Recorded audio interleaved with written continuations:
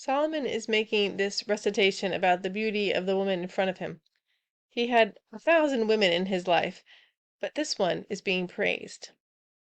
Although a crude comparison, we are each one of many. But God can make each one of us feel as if we were the favorite. He can make each one of us feel seen and understood and loved. And it's because He knows each of us individually. Although we are the one body, He sees the individual. He knows the number of hairs on our heads and the motivations of our heart. He knows us better than we know ourselves. We are each loved uniquely and specifically. I like to say that I know I'm God's favorite, but I want everyone else to know they are His favorite too. Here are two verses from chapter 7 of Song of Solomon.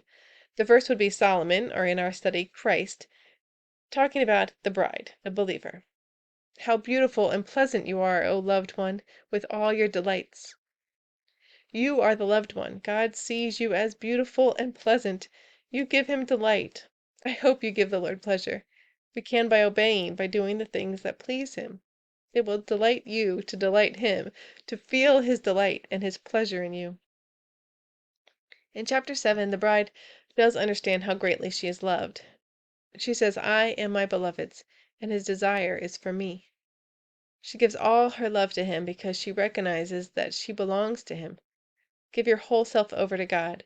Recognize His love for you and receive it, poured into your heart by the Holy Spirit given to us, and then pour it right back out to Him.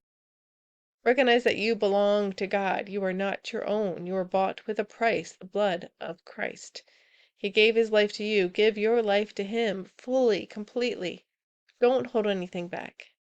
The perfect, loving, good God, who in His power and strength created the universe with just a word spoken from His mouth, wants to be with you. Run into His arms. Give yourself to Him.